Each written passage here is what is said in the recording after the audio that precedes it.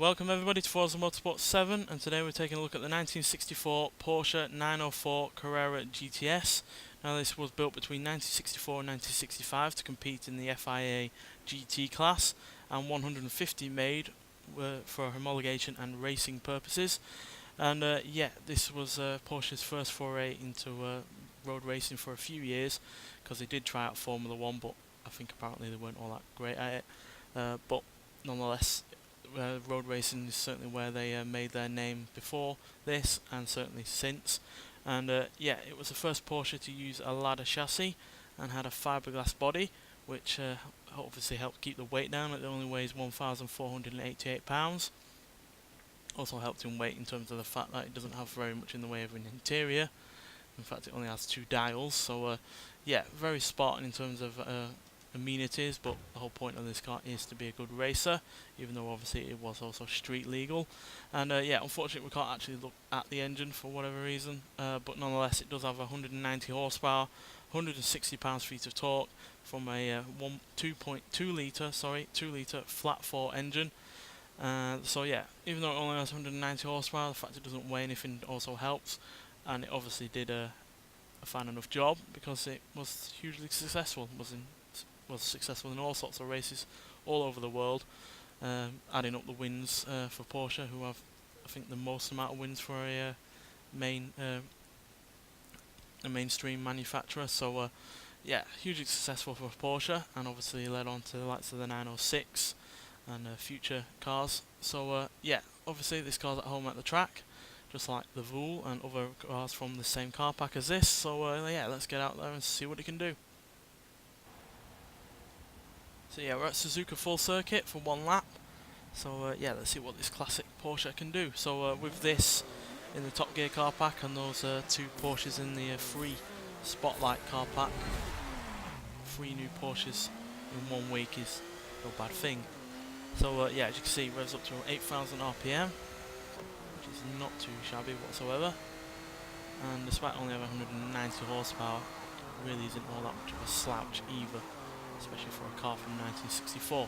So 0 to 60 in 4.981 seconds, 0 to 100 in 11.4 seconds, and it'll go to a top speed of 163 miles an hour, which is pretty damn quick for a car with less than 200 horsepower.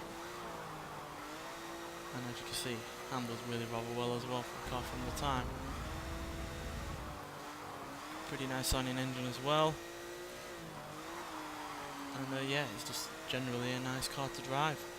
Even though I've never been a massive fan of Porsche over the years, I certainly can appreciate their classics, and certainly can appreciate the kind of things they could do for the time, and even compared to cars today as well, to be honest.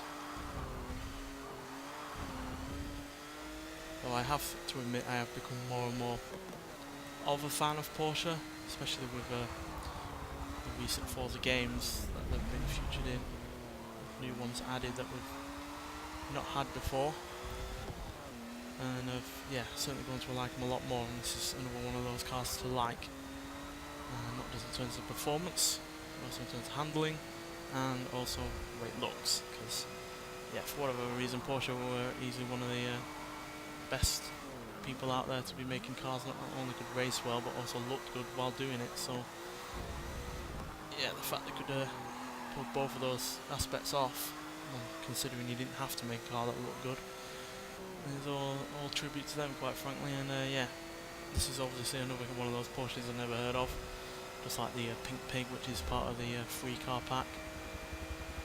But nonetheless, I'm all about learning about new cars that I've never heard of before. So it's a good car, a good car in the car pack, and a good addition to the game overall. Obviously livens up the 1960s racing cars on this game, though personally I would have preferred something like a 912 from the 60s, which was basically the lower horsepower, more common version of the 911, but actually was so popular that it actually helped the 911 become the car it is today. So I would have preferred something like that, but this is no bad car whatsoever, and it's nice to have it in the game because it means that we have more races, another racing car from the 60s, which again is not a bad thing whatsoever. So yeah, another solid addition to the car park. It's not my favourite from the car park by any means. I prefer the Alfa Romeo Giulietta, but this is still a good car nonetheless. Anyway, thanks for watching, and I'll see you in the next one. Bye.